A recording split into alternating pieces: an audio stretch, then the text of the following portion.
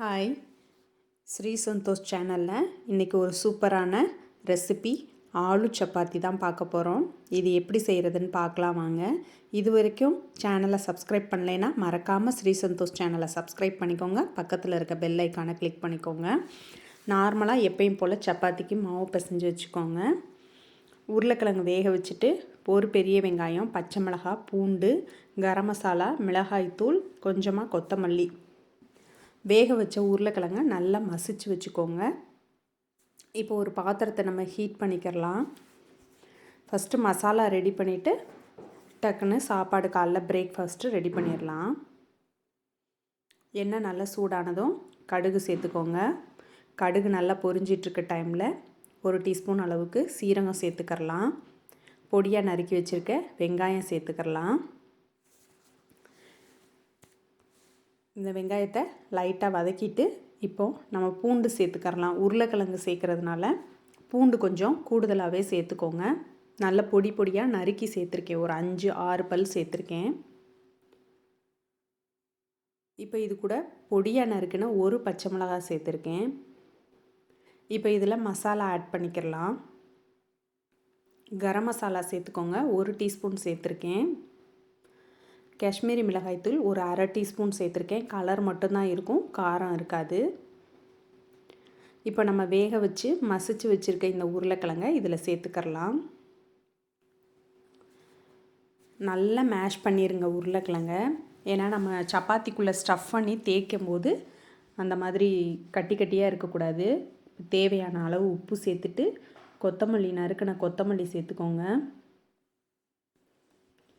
இப்போ இதை நல்லா சுருளை வதக்கி விட்டுறணும்.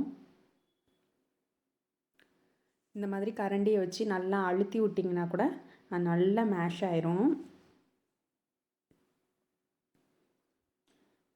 ஸ்ரீசந்தோஷ் சேனலை சப்ஸ்கிரைப் பண்ணுங்கள், தொடர்ந்து சப்போர்ட் பண்ணுங்கள்.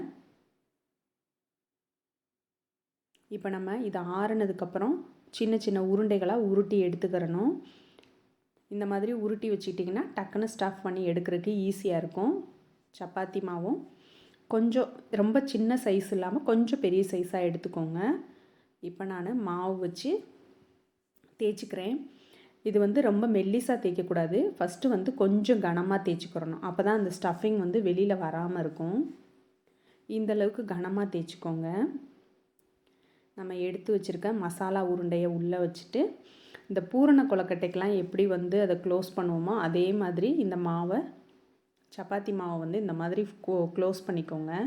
க்ளோஸ் பண்ணிவிட்டு அந்த மேலே மாவை இந்த மாதிரி பிடிச்சிட்டு நீங்கள் இது பண்ணிங்கன்னா கீழே கொஞ்சம் ஃப்ளாட்டாக வந்துடும். மிச்சம் இருக்க மாவையும் நம்ம கிள்ளி எடுத்துடலாம்.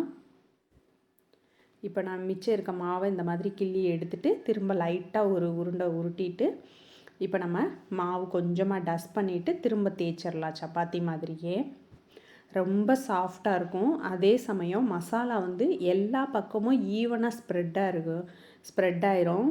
சாப்பிட்றதுக்கு டேஸ்ட்டாகவும் இருக்கும். இந்த மாதிரி நீங்கள் அதை தேய்ச்சி எடுத்துக்கிறணும். நம்ம தேய்க்கும் போது ரொம்ப மெல்லிசாக தேய்ச்சிட்டோம்னு வைங்களேன், அந்த மசாலா ஃபுல்லாக வெளியில் வந்துடும். இப்போ தோசைக்கல்லை ஹீட் பண்ணிவிட்டு நம்ம இதை சுட்டு எடுத்துடலாம். ஃபஸ்ட்டு கல்லை நல்லா சூடு பண்ணிக்கோங்க. அப்புறம் மிதமான தீயில் வச்சுக்கிட்டு அதை நம்ம சுட்டு எடுக்கணும். இப்போ நான் நல்லெண்ணெய் சேர்த்துக்கிறேன். உங்களுக்கு நல்லெண்ணெய் இல்லைன்னா நெய் பிடிக்கும் அப்படின்னு சொன்னாலும் நெய் சேர்த்துக்கோங்க. எண்ணெயை ஒரு ஸ்பூன் ஊற்றி நல்லா ஸ்ப்ரெட் பண்ணிட்டிங்கன்னா நல்லா அந்த ஓரம்லாம் வெந்து சூப்பராக ரெடி ஆயிரும். இப்போ திருப்பி போட்டுடலாம். இந்தளவுக்கு 2 பக்கமும் செவந்தால் போதுமானதாக இருக்கும். இப்போ இந்த பக்கம் திருப்பி போட்டு திரும்ப கொஞ்சம் எண்ணெய் ஊற்றிக்கோங்க. ஆயில் நம்மளோட விருப்பம்தான், எவ்வளோ வேணுமோ அதுக்கேற்ற மாதிரி சேர்த்துக்கலாம். நல்லா 2 பக்கமும் நல்லா அந்த இதை திருப்பி விட்டு கொஞ்சம் வேக வச்சு எடுத்திங்கன்னா 2 பக்கமும் நல்லா செவந்து வந்துடும். இதுக்கு சட்னிலாம் சைடிஷ் தேவைப்படாது. தேவைப்பட்டால் குழந்தைங்க விரும்பினா சாஸ் எடுத்துக்கோங்க. அப்படி இல்லைன்னா தேங்காய் சட்னி வச்சு கூட சாப்பிட்லாம். சூப்பராக இருக்கும். நல்ல சாஃப்டாக இருக்கும் இந்த சப்பாத்தி. ஆலு பரோட்டான்னு சொல்லுவாங்க. நீங்களும் இது மாதிரி உங்கள் வீட்டில் ட்ரை பண்ணி பாருங்கள். ட்ரை பண்ணி பார்த்துட்டு எப்படி வந்ததுன்னு ஃபீட்பேக் மறக்காமல் கமெண்ட்டில் கொடுங்க. இப்போ ரெடி ஆயிடுச்சு. நான் இதை ஒன்று பிச்சு காமிக்கிறேன் பாருங்கள். அப்படியே பூ மாதிரி சாஃப்டாக இருக்கும். அவ்வளோ சாஃப்டாக இருக்கும். அதே மாதிரி மசாலா வந்து ஈவனாக ஸ்ப்ரெட் ஆகிருக்கும். ட்ரை பண்ணி பார்த்துட்டு எப்படி வந்ததுன்னு ஃபீட்பேக் மறக்காமல் கமெண்ட்டில் கொடுங்க. ஸ்ரீ சந்தோஷ் சேனலை சப்ஸ்கிரைப் பண்ணுங்கள். பக்கத்தில் இருக்க பெல் ஐக்கானையும் கிளிக் பண்ணுங்கள்.